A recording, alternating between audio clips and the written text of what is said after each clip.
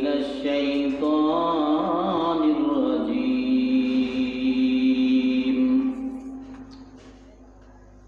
بسم الله الرحمن الرحيم.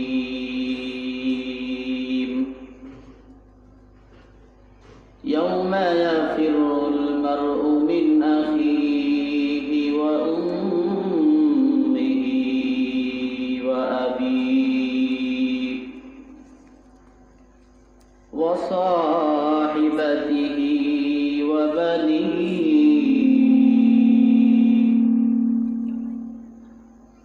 صدق الله مولانا العظيم.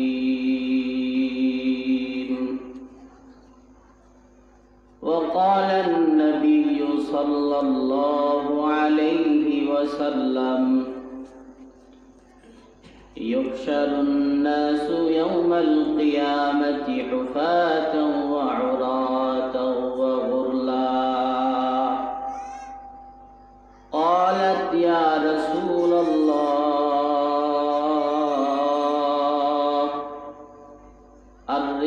الرجال والنساء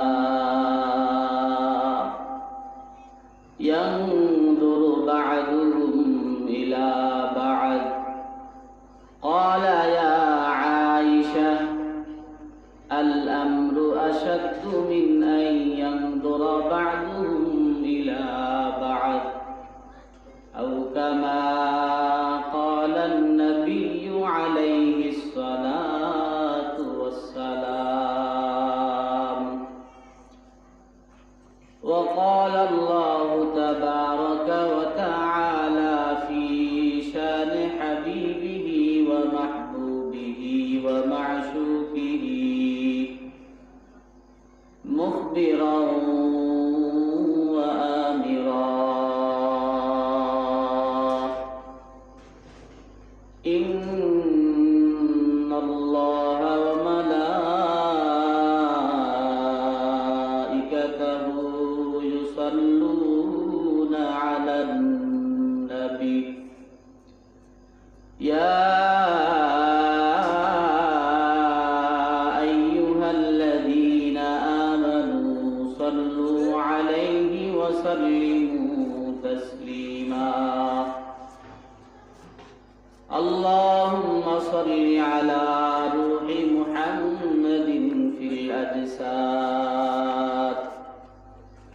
وعلى قلب محمد في القلوب، وعلى قبر محمد في القبور.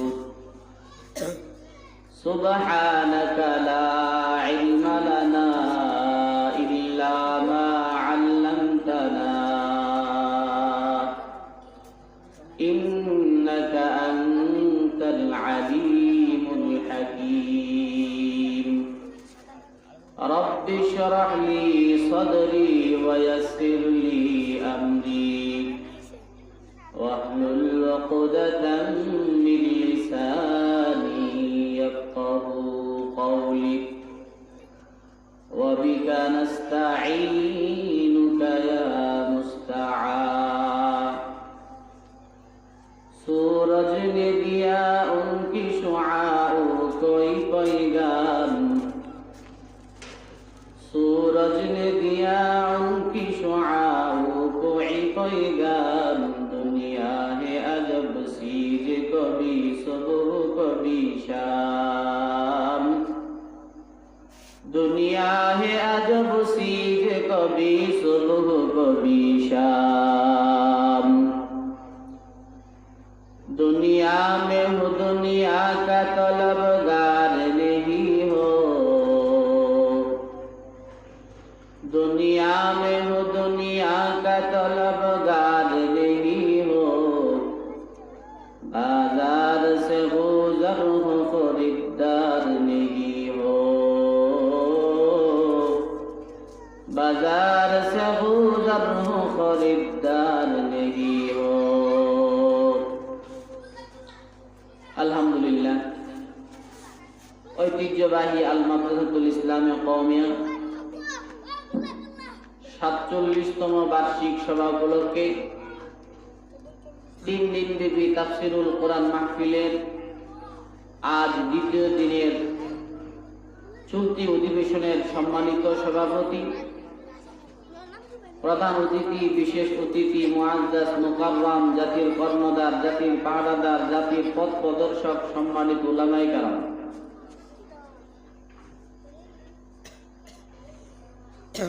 ও আমার মুরব্বানে আযম, যুবক ভাইরা, পর্দানিশীন মা ও বোনেরা, আল্লাহ রাব্বুল আলামিনের দরবারে অসংখ্য অগণিত শুকর ও সুজুদ যে আল্লাহ রাব্বুল আলামিন অত্যন্ত মহব্বত করে ভালোবেসে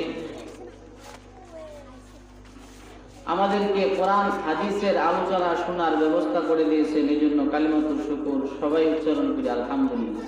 আলহামদুলিল্লাহ। আমি আপনাদের সম্মুখে মহাগ্রন্থ আল কোরআনুল কারীমের 114 সূরার ভেতরে একটি সূরা সূরা আবাসা, সূরা আবাসা থেকে কয়েকটি আয়াতে কারিমা তেলাওয়াত করেছি। বিশ্বনবী মুহাম্মদুর রাসূলুল্লাহ সাল্লাল্লাহু আলাইহি ওয়াসাল্লামের অসংখ্য অগণিত হাদিসের ভান্ডার থেকে একখানা হাদিস আপনাদের সম্মুখে পাঠ করেছি। আল্লাহ রাব্বুল আলামিন যদি আমাকে তৌফিক দান করেন, আমার স্বল্প সময়ের ভেতরে তেলাওয়াতকৃত আয়াত এবং হাদিস থেকে কথা বলবো, আমার তৌফিক ইল্লা বিল্লাহ। দেখেন, এই পৃথিবীটা এক সময় ছিল না। আল্লাহ তাআলা এই পৃথিবীটা সৃষ্টি করেছেন, আবার এই পৃথিবীটা থাকবে না। আল্লাহ বলেন, কুল্লু মান আলাইহা ফান।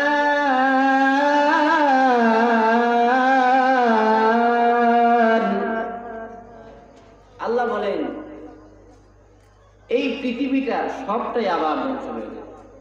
কিভাবে ধ্বংস হবে? ইসরাফিল আলাইহিস সালাতু ওয়াস সালাম সিংহে ফুৎকার দিবে, ইসরাফিলের সিংহার ফুৎকারের মাধ্যমে ধ্বংস হয়ে যাবে। গোটা পৃথিবীটা ধ্বংস হওয়ার পরে আল্লাহ তাআলা আবার ইসরাফিল আলাইহিস সালাতু ওয়াস সালামকে সৃষ্টি করবেন। আল্লাহ তাআলা ইসরাফিল আলাইহিস সালাতু ওয়াস সালামকে সৃষ্টি করার পর আল্লাহ বলবেন, ইসরাফিল, নূরের সিংহটা কোথায় রেখেছো? ইসরাফিল বলবে, আল্লাহ, গোটা পৃথিবী ধ্বংস হওয়ার পর আমি ইসরাফিল দুনিয়া থেকে বিদায় হয়ে গিয়েছিলাম।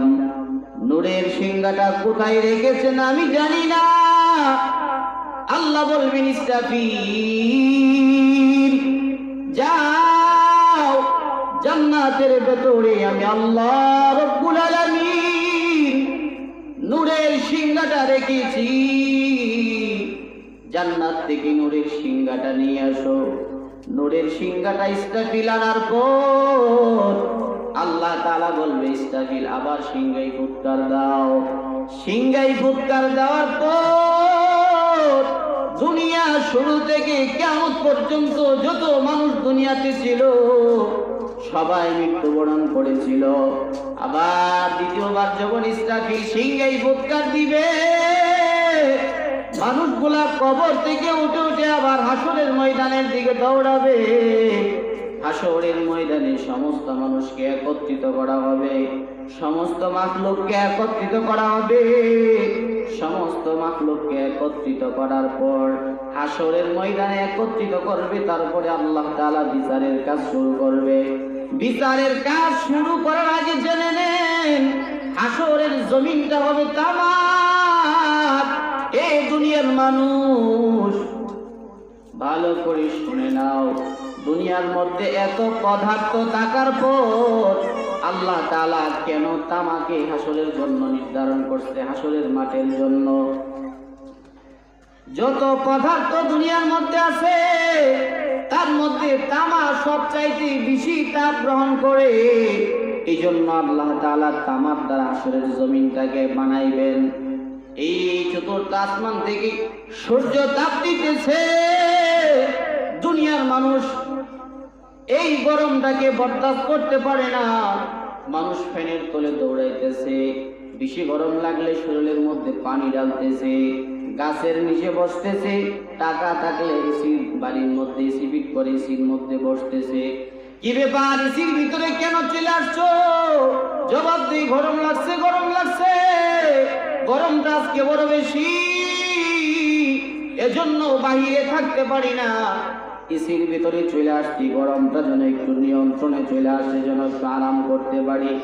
এ নবীর উম্মতের দল, ভালো করে শুনে নাও, হাসরের ময়দানে এসির কোনো ব্যবস্থা থাকবে না, ফ্যানের কোনো ব্যবস্থা থাকবে না, গাছের কোনো ব্যবস্থা থাকবে না। আল্লাহ তাআলা এত দূর চতুর্থ আসমান থেকে জমিনে সূর্যের তাপ দিতেছে, মানুষ সহ্য করতে পারে না। হাসরের ময়দানে আঘাত কি কোণে এক হাত উপরেই সূর্যটা থাকবে, জমিনের মধ্যে চতুর্থ আসমান থেকে একটা সূর্য তাপ দেয়, আর 50টা সূর্য হাসরের ময়দানে তাপ দিবে। কেমন গরম হবে রে মুমিনের দল! হাসরের ময়দানের কথা চিন্তা করো। হাসরের ময়দানে যখন 50টা সূর্যের মুখ একসঙ্গে হাসরের মাঠের মধ্যে তাপ দিবে, মানুষের মগজগুলা টকবক টকবক টকবক করে উঠতে থাকবে, বাতের মার যেমন টকবক টকবক করে এমন ভাবে পড়তে থাকবে, মানুষের মগজগুলা পড়তে থাকবে। কারো গাম হবে হাঁটু পর্যন্ত, নিজের গাম হবে হাঁটু পর্যন্ত, কারো গাম হবে কোমর পর্যন্ত, কারো গাম হবে নাকের ডগা পর্যন্ত, আবার কেউ বা যার যার গামের মধ্যেই সাঁতার কাটতে থাকবে। এমন পরিস্থিতি হবে, আম্মা জান আয়েশা সিদ্দিকা রাদিয়াল্লাহু আনহা আল্লাহর হাবিবকে হাসরের ময়দানের কথা জিজ্ঞাসা করতেছে। আল্লাহর হাবিবকে বলে, হাবিব, হাসরের ময়দানের অবস্থাটা কেমন হবে বর্ণনা করেন। আল্লাহর হাবিব বলে, আয়েশা শুনে নাও, ইউহশারুন নাসু ইয়াউমাল কিয়ামাতি হুফাতাও ওয়া উরাতাও ওয়া গুরলা। ক্বালাত ইয়া রাসূলুল্লাহ আর-রিজালু ওয়ান-নিসা ইয়ানদুরু বা'দুহুম ইলা বা'দ। ক্বালা ইয়া আয়েশা আল-আমরু আশাদ্দু মিন আন ইয়ানদুরা বা'দুহুম ইলা বা'দ। আল্লাহর হাবিব বলে, আয়েশা শুনে নাও, হাসরের ময়দানে যখন মানুষগুলাকে উঠানো হবে, সমস্ত মানুষকে উলঙ্গ অবস্থায় উঠানো হবে। আয়েশা বলে, ওগো আল্লাহর হাবিব, একজন কি আরেকজনের দিকে তাকাবে না? তখন কি লজ্জা অনুভব হবে না? আল্লাহর হাবিব বলে, আয়েশা, এখনো পর্যন্ত হাসরের ময়দানের অবস্থাটা বুঝতে পারো নাই রে আয়েশা। কেমন পরিস্থিতি হবে জানো? বাপ তার সন্তানকে চিনবে না, সন্তান তার বাবাকে চিনবে না। এমন পরিস্থিতিতে একজন আরেকজনের দিকে তাকানোর কোনো সুযোগ থাকবে না। দুনিয়ার মধ্যে বন্ধু বন্ধুর জন্য পাগল, বন্ধু বন্ধুর বিপদের মধ্যে ঝাঁপিয়ে পড়তেছে। বন্ধু বিপদে পড়লে আরেক বন্ধুকে ফোন দেয়, এই আমি তো বড় বিপদের মধ্যে পড়ে গেলাম, উদ্ধার কর। বন্ধু বন্ধুর জন্য টাকা দিয়ে সহযোগিতা করে, শক্তির মাধ্যমে সহযোগিতা করে। বন্ধুকে আরেক বন্ধু বিপদে ফেলতে চায় না, বিপদে দেখতে চায় না। হাসরের ময়দানে বন্ধু বন্ধুকে ডাক দিবে, আরে বন্ধু, একটা নেকের জন্য আটকা পড়ে গেছি, দাও না একটা নেক দাও, আজকে একটা নেক হয়ে গেলে আমি জান্নাতে ঘোষণা হয়ে যাব। বন্ধু বলবে, না না, দুনিয়ার মধ্যে কোনো বন্ধু ছিল না, নেক আমি কাকে দিব? তোমাকে আমি নেক দিতে পারবো না। বাবা এত আদর করে যত্ন করে ভালোবেসে একটা সন্তানকে লালন পালন করতেছি, বাবা হাসরের ময়দানে সন্তানের কাছে দৌড়াবে, সন্তানকে দেখে বলবে, সন্তান, জমিনের মধ্যে তোমার জন্য কতই না কষ্ট করেছি, ঈদের মধ্যে নতুন জামা খুঁজছো, আমার কাছে টাকা ছিল না, আরেক বাড়িতে কাজ করে টাকা এনে তোমাকে নতুন জামা দিয়েছি। আরে সন্তান, জমিনের মধ্যে আমার সুখ শান্তির খেয়াল করি নাই, তোমার সুখ শান্তির খেয়াল করেছি, সর্বদাই চেষ্টা করেছি তুমি আরাম আয়েশে থাকো, শান্তিতে থাকো, ভালোভাবে থাকো। আজকে একটা নেকের জন্য আটকা পড়ে গেছি, একটা নেক দাও না, একটা নেক যদি দিতে পারো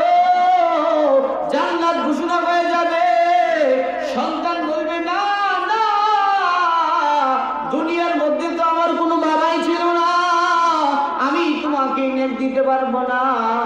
মা সারাটা রাত্র জাগ্রত থেকে তার সন্তানকে লালন পালন করেছি।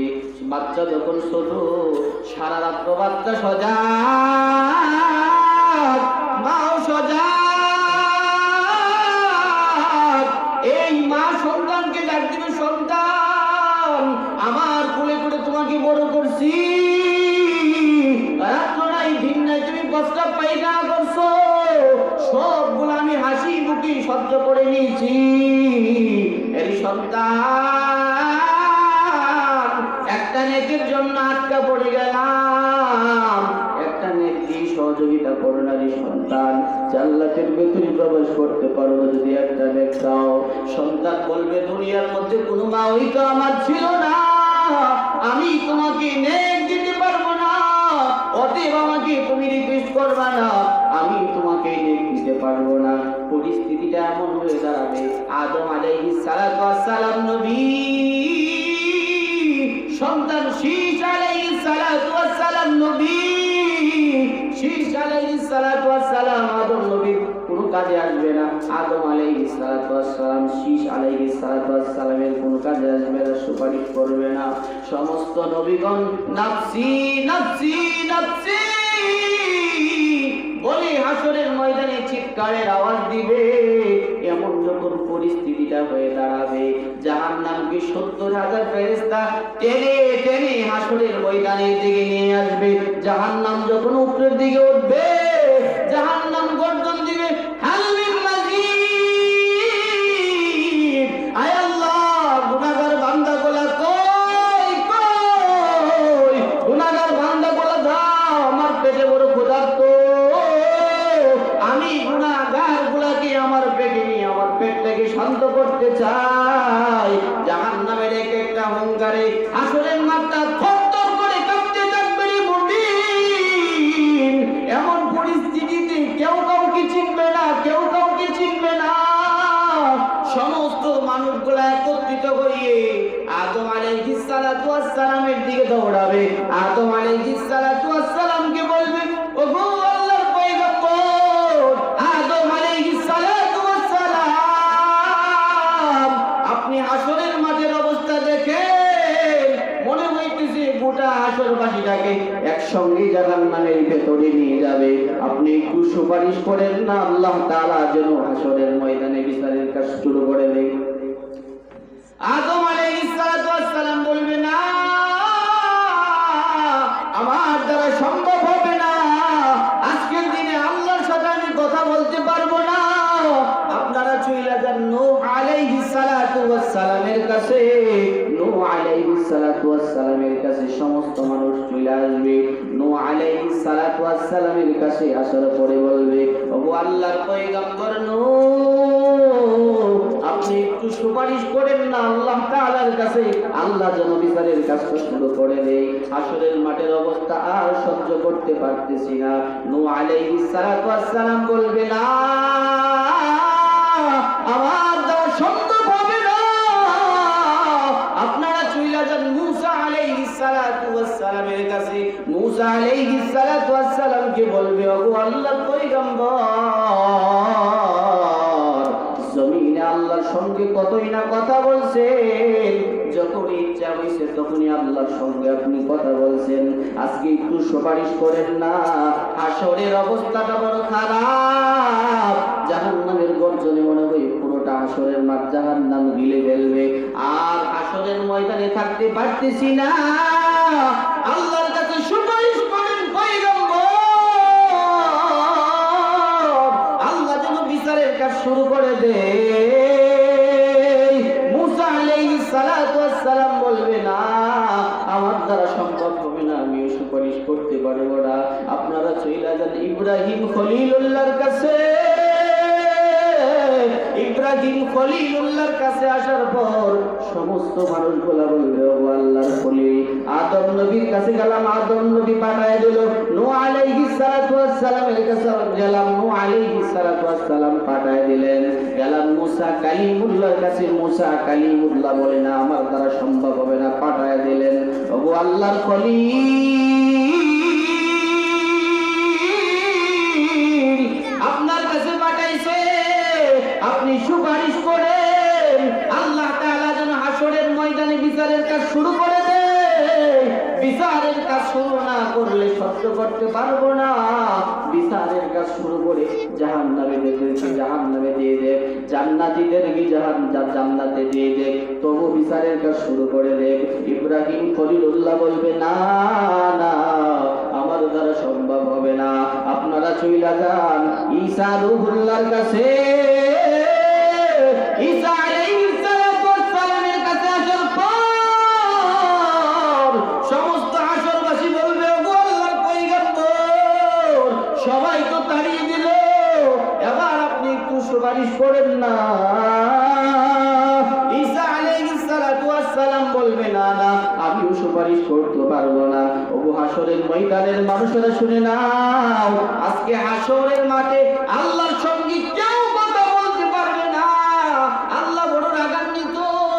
আল্লাহ তাআলা ডাক দিবে আইনাল জব্বারুন আইনাল মুতাকাব্বিরুন, ওরা কোথায়, বড়ত্ব প্রকাশকারীরা কোথায়? যে দুনিয়ার মধ্যে বলছিল আমার থেকে বড় কেউ নাই, আমার থেকে বড় ক্ষমতাওয়ালা কেউ নাই, আমার থেকে বড় ভক্তিওয়ালা কেউ নাই, আমার থেকে বড় গোষ্ঠীর জোরওয়ালা কেউ নাই, কোথায় ফেরাউন, কোথায় হামান, কোথায় সাদ্দাত, কোথায়? এইভাবে যখন আল্লাহ তাআলা ডাক দিবে কোথাও থেকে কোনো আওয়াজ হবে না। এই পরিস্থিতি হাসরের ময়দানে ঈসা আলাইহিস সালাম বলবে না না, আল্লাহ বড় রাগান্বিত, আমিও সুপারিশ করতে পারবো না। একজন মানুষ শুধু সুপারিশ করতে পারে, তিনি হলেন মুহাম্মদুর রাসূলুল্লাহ সাল্লাল্লাহু আলাইহি ওয়াসাল্লাম। এবার সমস্ত মানুষ খুঁজতে থাকবে কোথায় মুহাম্মদুর রাসূলুল্লাহ, কোথায় মুহাম্মদুর রাসূলুল্লাহ? সিজদায় পড়ে কান্না করতেছে, উম্মতি উম্মতি উম্মতি। আল্লাহ রাসূল কান্না করতেছে। আল্লাহ বলবে হাবিব এবার মাথা ওঠান, আর কান্না করবেন না। জমিনে আমি আল্লাহ আপনাকে কম কাদাই নাই, তাইফের জমিনে কাদাইছি, উহুদের ময়দানে কাদাইছি, আর কান্না করবেন না হাবিব।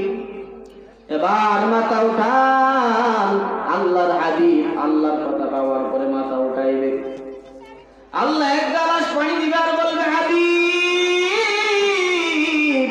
যান জাহান্নামের দিকে পানিটা ছিটিয়ে দেন। জাহান্নামের দিকে পানিটা ছিটিয়ে দেওয়ার পর জাহান্নামের পাওয়ার কমে যাবে, জাহান্নামের গর্জন বন্ধ হয়ে যাবে। আল্লাহ হাবিব বলবে আল্লাহ এটা কিসের পানি গো? এটা কি হাউজে কাউসারের পানি, নাকি আবে হায়াতের পানি, নাকি জমজম কূপের পানি?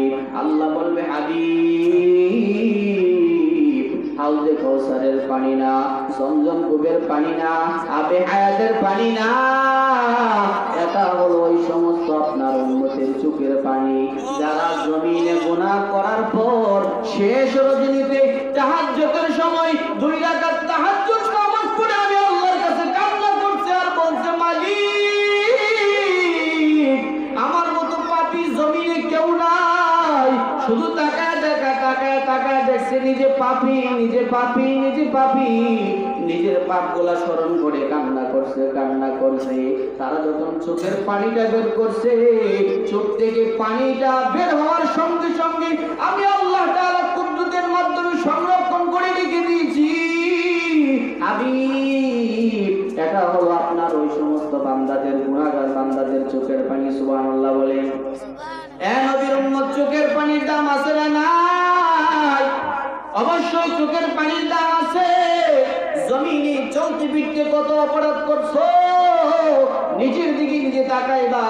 ঘুমানোর সময় বালিশের সাথে যখন মাথাটা লাগাইবা, ডান করোটে শুয়ে হাতটা মাথার নিচে দিয়ে চিন্তা করবা জমিনে আমি কয়টা ভালো কাজ করছি, কয়টা খারাপ কাজ করছি। কেউ বলে দিতে হবে না তুমি কি ভালো নাকি খারাপ, পুরোটা তুমি নিজে বের করতে পারবা। এজন্য এখন সময় আছে, মৃত্যুবরণ করলে তওবার দরজা বন্ধ। জমিনে আসো, আস্তাগফিরুল্লাহ আস্তাগফিরুল্লাহ আস্তাগফিরুল্লাহ পড়তে থাকো। সকাল বিকাল আস্তাগফিরুল্লাহ পড়বা, সারাদিন আস্তাগফিরুল্লাহ আস্তাগফিরুল্লাহ পড়বা, আল্লাহর কাছে ক্ষমা চাইবা, আল্লাহর কাছে বলবা আল্লাহ আমার থেকে বড় খারাপ মানুষ জমিনে আর কেউ নাই, কিন্তু পরিস্থিতিটা এমন হয়েছে নিজেকে বলা আমার থেকে বড় ভালো মানুষ কেউ নাই। কথা বলেন ঠিক কিনা? নিজের দোষ নিজে দেখতে পাই, খালি ভাবি আমি তুমি সম্রাট, আমি ভালো, আরেকজনের দোষের অভাব নাই। ঠিক না? বৈশা বৈশা আরেকজনের দোষ, যেই জায়গায় বসবে আড্ডা দিতেছে তুমি উপস্থিত নাই, এর যত বদলাম আছে সব কইবে আর কানা। অথচ বদলাম করলে কি লস জানে? নিজের যে আমল নামার মধ্যে কিছু সওয়াব আছে, এটা আরেকজনের যা বদনাম করতেছেন তার আমল নামে তুলে দেবে। এবার চিন্তা করে নিজের আমল নামে নিয়ে কাছে না না। এ নবীর উম্মতের দল, আল্লাহর হাবিব যখন এই পানি দ্বারা জাহান্নামে আগুনটাকে নিভিয়ে দিবে, এরপরে বিচারের কাজ শুরু হবে। আর এই পরিস্থিতিতে আল্লাহর আরশের ছায়া ব্যতীত আর কোনো ছায়া থাকবে না। এই দুনিয়ার মধ্যে দেখেন প্যান্ডেলের নিচে বসতেছেন, গাছের নিচে বসতেছেন, বিল্ডিং এর ভিতরে বসতেছেন, কিন্তু হাসরের ময়দানে আল্লাহর আরশের ছায়া ব্যতীত কোনো ছায়া থাকবে না। হাদিস শরীফের মধ্যে আসছে 7 শ্রেণীর লোককে আল্লাহ তাআলা আল্লাহর আরশের নিচে স্থান দিবে। 1 নম্বর হলো আল ইমামুল আদিল, নেই পরায়ণ শাসক, নেই পরায়ণ বিচারক। যে যেই সেক্টরে থাকে না কেন, কেউ যদি প্রাইমারি স্কুলের প্রধান টিচার হয়, সকল টিচারদের সঙ্গে সমানভাবে সঠিক বিচার করতে হবে।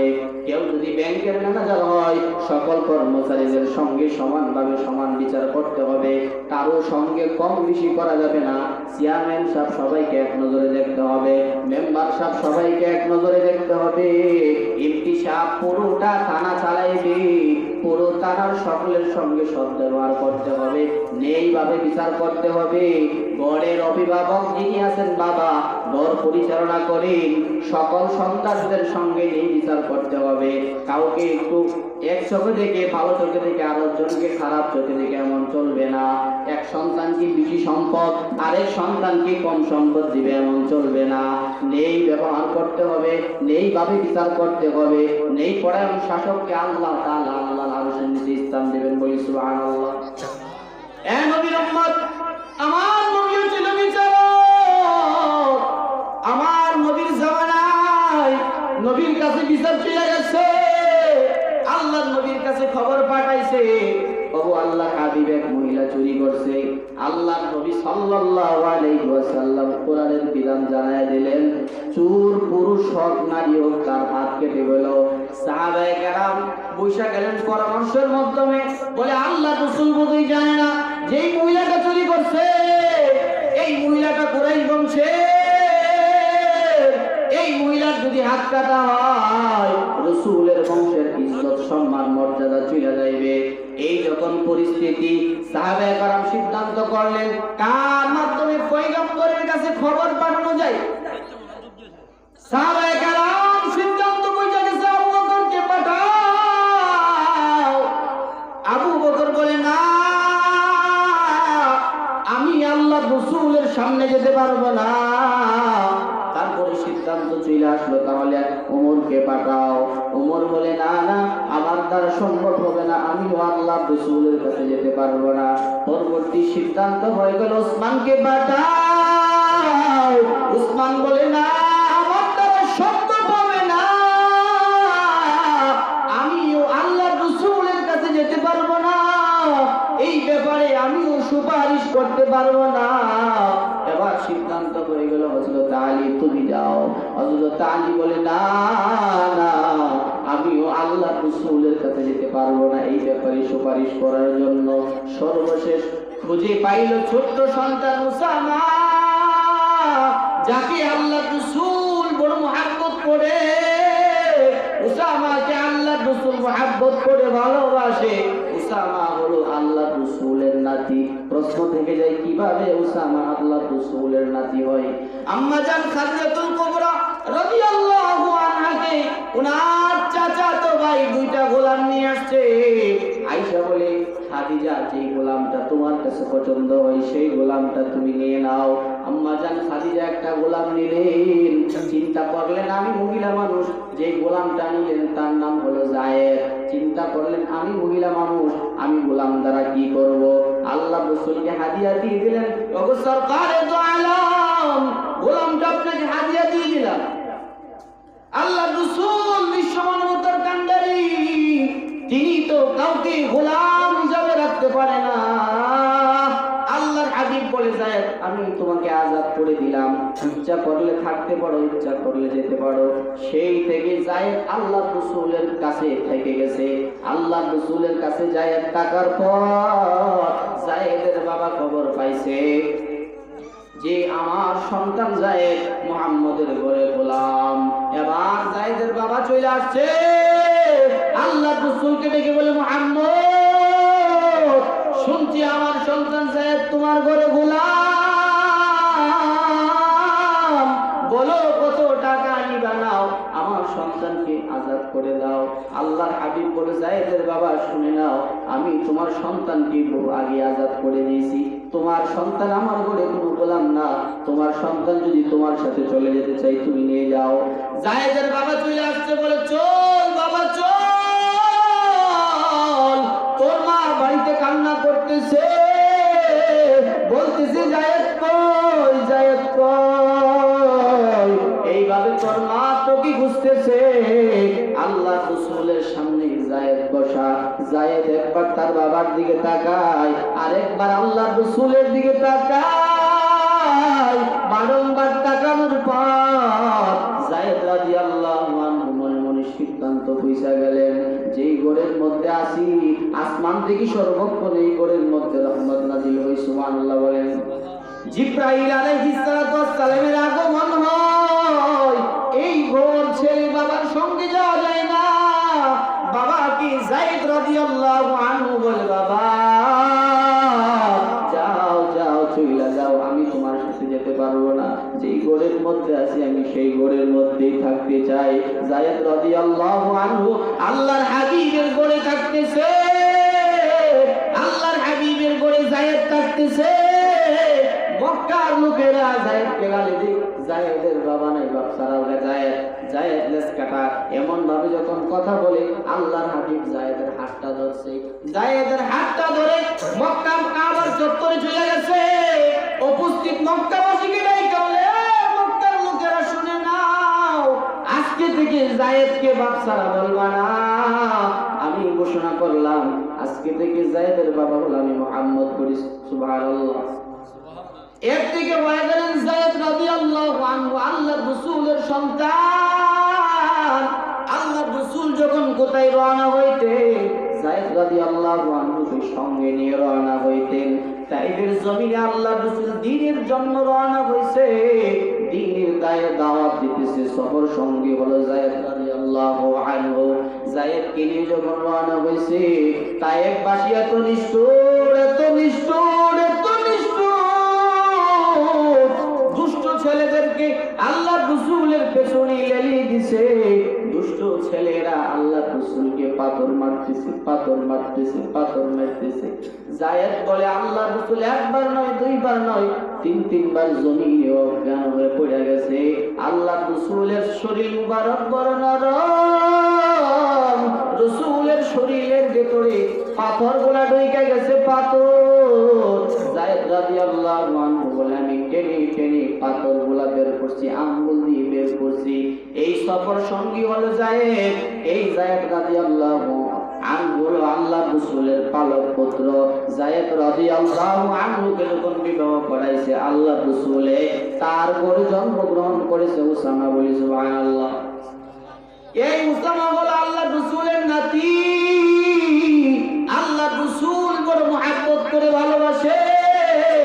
যায়েদ রাদিয়াল্লাহু আনহুর সন্তান হলো উসামা। এই আল্লাহ রাসূলের নাতি। আল্লাহ রাসূল যখন ঘুমায়, উসামাকে বুকের উপর ঘুম পাড়ায়। আল্লাহ রাসূল যখন বসে, উসামাকে রাসূলের কুলের মধ্যে, কুল মুবারকের মধ্যে বসায়। এই হলো উসামা। রাসূল বড় মুহাব্বত করে নাতি হিসাবে। নিজে নিজে চিন্তা করবেন, দুনিয়ার মধ্যেও বাবারাও তার নাতিদেরকে বড় মহাব্বত করে ভালোবাসে। কথা বলেন ঠিক কিনা? দাদা যত বড় নেতাই হোক না কেন, নাতির কাছে কোনো নেতা নেই, ঠিক নেই? যেই পরিবেশের মধ্যে দাদা বসে না কেন, যেই পরিবেশের মধ্যে দাদা বসে না কেন, নাতি দাদার হিসাব করে না। মিটিং এর মধ্যে বসে আর যেই জায়গায় বসে, নাতি একবার কুলে বসতেছে, আবার এদিকে বসতেছে, মাথার চুলে টানতেছে, দাড়ি টানতেছে। এইভাবে নাতি আর দাদার মধ্যে একটা মধুর সম্পর্ক হয়ে যায়।